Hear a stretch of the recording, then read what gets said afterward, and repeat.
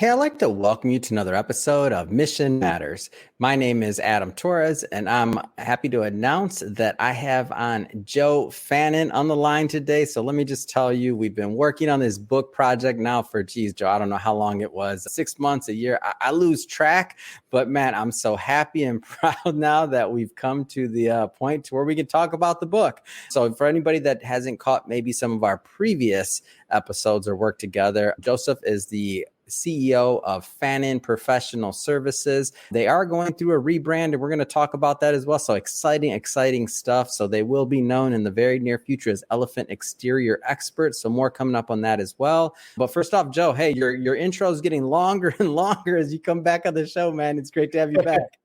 Thanks for having me. I'm excited to be here. It's been fun working through this process. Yeah. Well, we're glad to have you back on. And as you're aware, and as our audience is aware, we're going to start this episode the way that we start them all, with what we call our Mission Matters Minute. So, Joe, we at Mission Matters, we amplify stories for entrepreneurs, executives, and experts. That's our mission. Joe, what mission matters to you?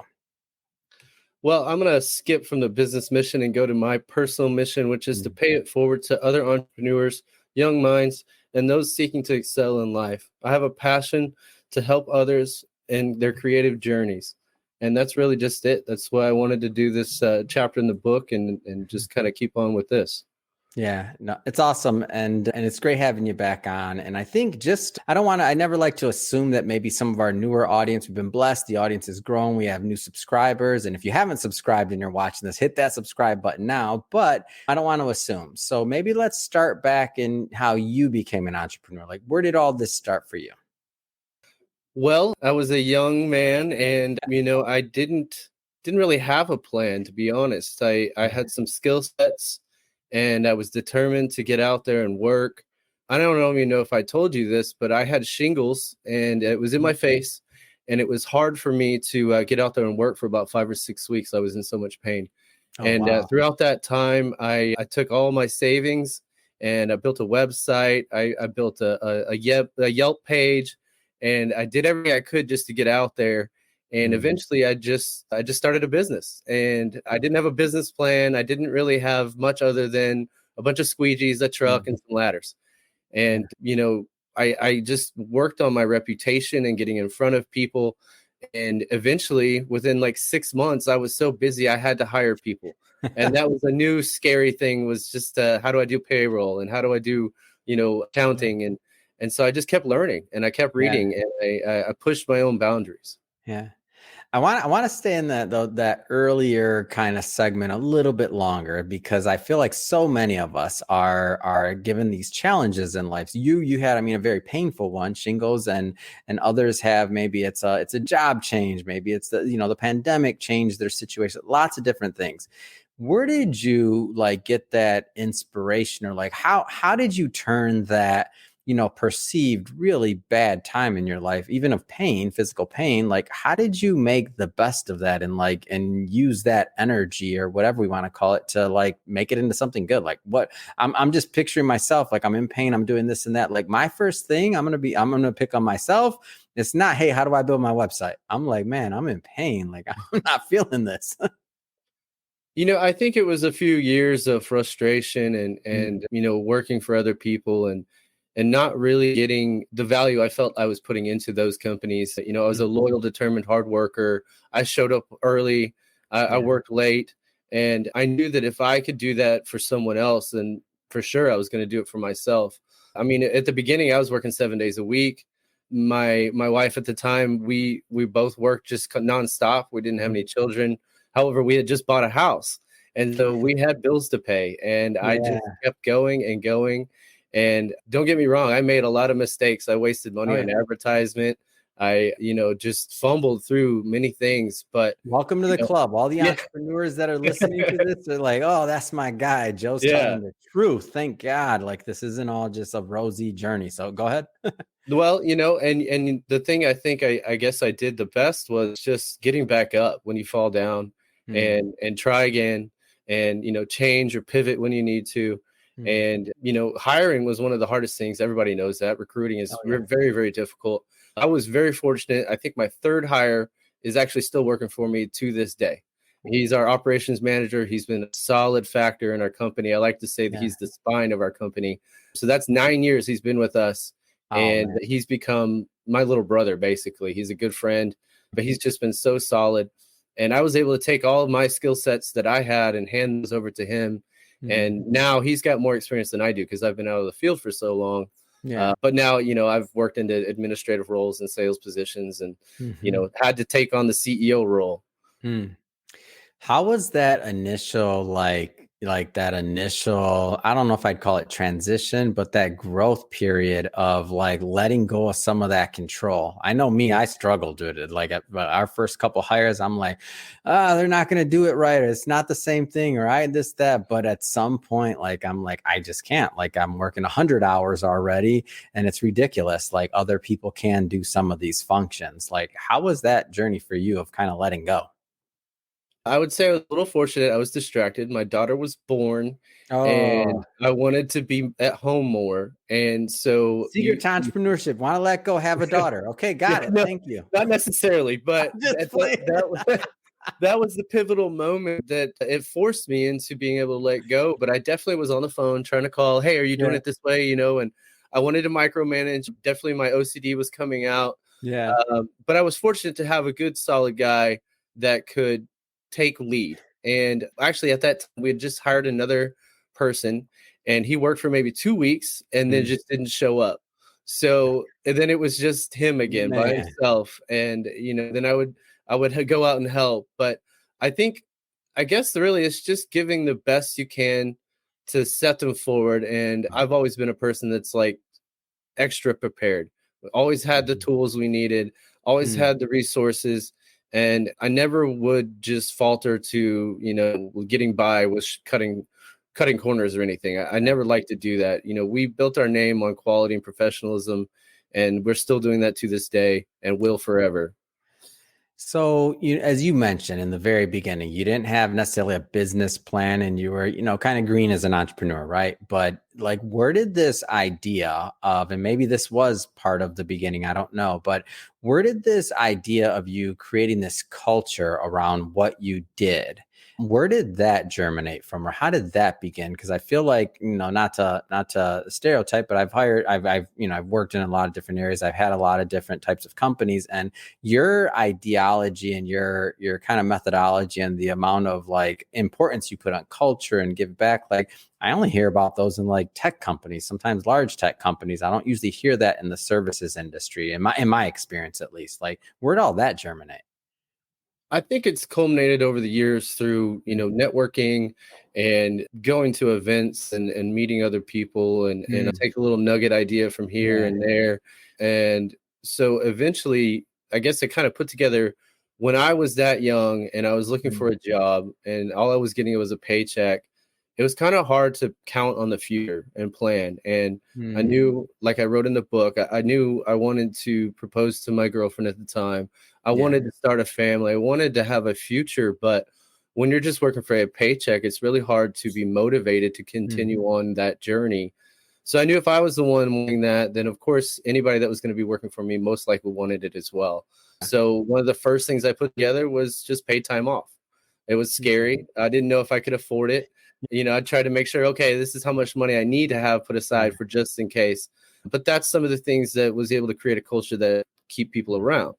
And then from there, after we had the paid time off, we started doing company outings where we'd just go and have fun and Mhm. just schedule a day where we had fun. And a couple of times I would do it as a secret. I would schedule a bogus job and tell all the guys to meet me there. What? Yeah, yeah, we did that with Dude, best boss ever. I so can't even imagine what like that must have been like for them. Like, for real? Like, for real, for real? Yeah, so we did it at the K1 electric go-kart track. It's an indoor go-kart track here in Austin. And the guys almost caught me because they were like, "What's up with this job? It seems weird.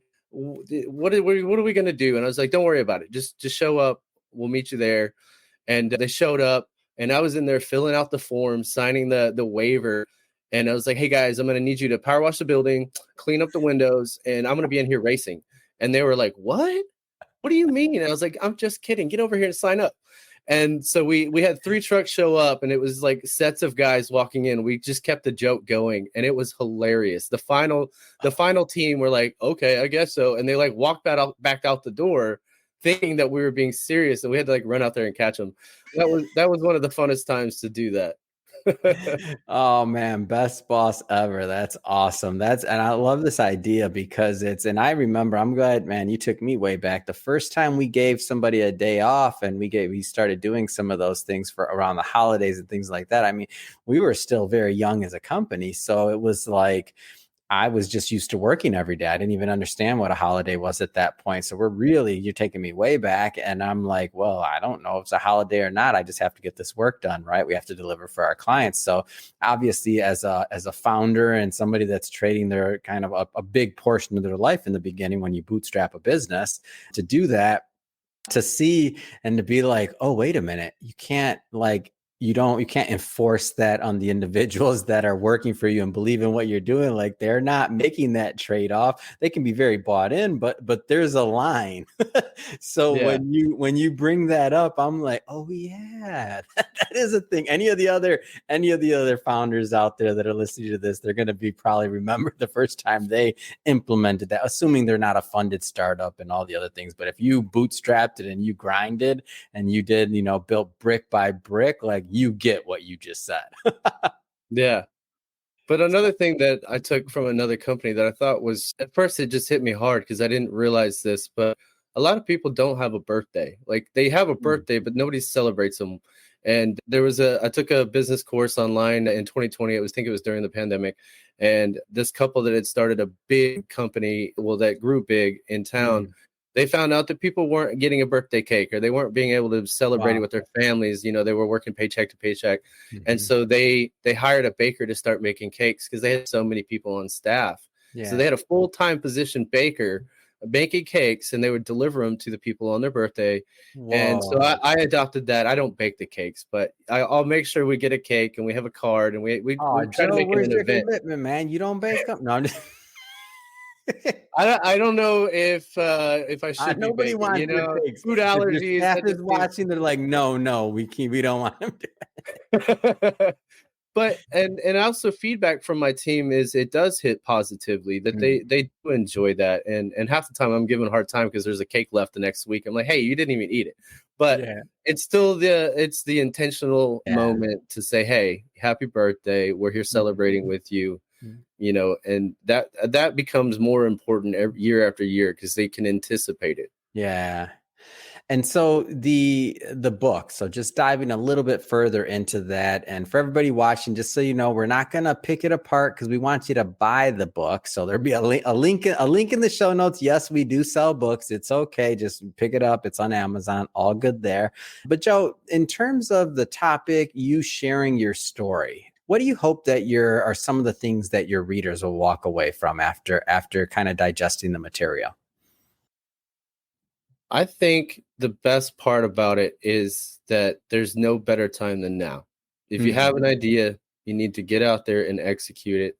Especially after the pandemic, 30% of businesses closed down. I was fortunate enough to be well established at that point. We did a little pivot and we were able to move forward with it. But looking back, had I not been established as much as we were, things could have been a lot different for us, But I hope that readers can take that as a motivation to get out there. And even if it's just a side hustle and you keep your current, job, just get out there and try. And all you can do is just keep moving forward. What Wayne Gretzky says, you miss 100% of the shots you don't take. Yeah. And you'll never know until you get out there and actually do it. Yeah. I want to talk a little bit about the rebrand you're going through, because I find the reasoning, I find like the concept. I've seen some of the, first off, I love the way it's coming out. I know nothing's finalized, but I know some of the concept that you and I've talked about in the past. So I think it's just gonna be awesome. But Elephant Exterior Experts. So obviously you're already successful with Fannin Professional Services. People know the name. Why the rebrand? Like, what kind of drove that? Well, when I was naive and young and I started this business, I had the hardest time deciding what I was going to name the company. So it just became Phantom Professional Services because I put my name on it and I knew I could stand by my own work. Yeah. But that was quite closed-minded. And as I learned and became better at branding and sales and understood the process, Phantom Professional Services quite does not explain what we do. We had people thinking we were in the white collar services, recruiting, staffing. They didn't know what we did. And so it was just after, so many phone calls of having to give my elevator speech time and time again, I decided, I need to work towards something that makes sense. The other thing that's driving that is also, my team. We work together as a team. We are a family, but I never really thought that this was going to be like a selfish thing, putting my name on it. But they're wearing my name. They're doing their own work, and they should be known as well as being the expert. It's not just me. So it's kind of twofold, but it's also to kind of get out there. I've worked on only referral-based business, a little bit of cost per click ads here and there, but now we're going to just jump out there and get in the face of our competitors. We're going to be a household name with the new brand, and I've been rolling with just kind of no marketing, and now we're ready to just get out there and take another big share of the market. Yeah. And I think it's such a testament to the work. So what I mean by that is to be able to, build the way you have and to do it really, internally by having a great culture, by delivering on your word. Obviously you have to do great work or else you wouldn't be growing, especially you're not looking at the, sometimes rotary door of clients, right? Like that, and that some businesses with, great marketing may do. And so now what's interesting to me is, so you have this awesome, solid foundation you've built through the years. You have a solid culture, solid crew. And now you add this next piece to it. Ooh, man, I'm excited, Joe. I'm gonna be like, come on, Joey, make some time for me over here, man. I want you on the show. You're like, Yeah. So I just think you're poised to just, like you said, take market share, go on to the next step, and really provide more value, provide more jobs, provide more for the community, continue to be more blessed so that you can continue to find ways to be a blessing as well. It's awesome. Right. And it's also given us an opportunity to kind of change some of the things that we have learned that we don't want to do, pivot a little bit, modify our services that are a little bit more what people are wanting now versus what they wanted 10 years. When I started this company, Austin was growing 150 people per day. And now we're at like 175, 200. I don't know. The numbers just keep growing. Yeah. So that was one thing I was fortunate enough to, once I did get out there, there were so many new people moving here looking for quality work, but they didn't know where to look. They didn't have any friends or neighbors that they knew. Yeah. And so that was my first goal, was just get in front of people. Well, now we don't need that. We have a lot of referrals. We have a lot of current clientele. There's also new people moving here. And so we're just going to jump out there and get right in their face. Yeah, it's exciting. Well, Joe, I just have to ask, I mean, you got a lot on your plate. You're doing the rebrand. Obviously, we're going to continue to promote this book, but I have to ask, I mean, what's next? I mean, what's next for you? What's next on the vision? Well, obviously Elephants in the works. We should have that done in the next few months. We also have another brand that we're going to be working towards. It's going to be kind of a sister business. I don't want to get into that just yet. But I was going to say, man, I thought I was breaking new news. That wasn't in the prep. What's going on? No, don't do it. It's okay. I was just got a little excited. I'll back off. It's cool. But there's just going to be some collaborations. I sell cleaning chemicals to my competitors as well. And so I've built relationships with a lot of people that are in the same industry. And we all have our niche and we have our qualities and the things that we're good at. And we have things that we don't want to deal with. So that is also going to kind of come together as an association in our industry here in Austin. Wow. And we're going to do our collaboration. Best. I mean, that's our whole business is collaboration. And so there's probably a handful of guys that I've known for the past few years that we're handing work to each other. And so I want to bring this together. I want it to be more congruent. And, that's just part of it. I really enjoy helping people. I'm fortunate enough to have started this company. I'm comfortable. I enjoy helping. And so this is just another way that I can help others. Fantastic. Well, Joe, I mean, obviously I wish you all the best, and I'm excited to continue to be on this journey with you and to continue to get your message out and your values out. But that being said, if somebody wants to follow up and connect and they want to learn more about Fannin Professional Services, or maybe in the future, when depending on when they're watching this, it might be Elephant Exterior Experts by then. But how do people connect with you and your team? Well, our current website is fanninprofessional.com. You can always give me a call, 512-786-1211. I usually answer. If I don't, I've got an answering service. They pick it up and they'll give me the message. I've kind of fallen off on social media just due to our referral base. I don't really do a lot of marketing, but we do have an Instagram and Facebook out there. You can find us by looking for Fannin Professional Services. Awesome. And we'll put all that information in the show notes so that the audience can just click on the links and head right on over. And speaking of the audience, if this is your first time with Mission Matters, and if you haven't hit that subscribe button, hit that subscribe button. We have many more mission-based individuals coming up on the line, and we don't want you to miss a thing. The whole Mission Matters platform is based on bringing business owners, entrepreneurs, and executives, having them share their story. What motivates them, what gets them fired up to go out into the world and to make a difference. If that sounds like something interesting to you, hit that subscribe button. Joe, really, it has been a pleasure as always having you back on. I'm pumped to continue to promote this book with you and wishing you all the best with the rebrand. I'm sure it's going to go awesome. I'm excited. I appreciate you having us on.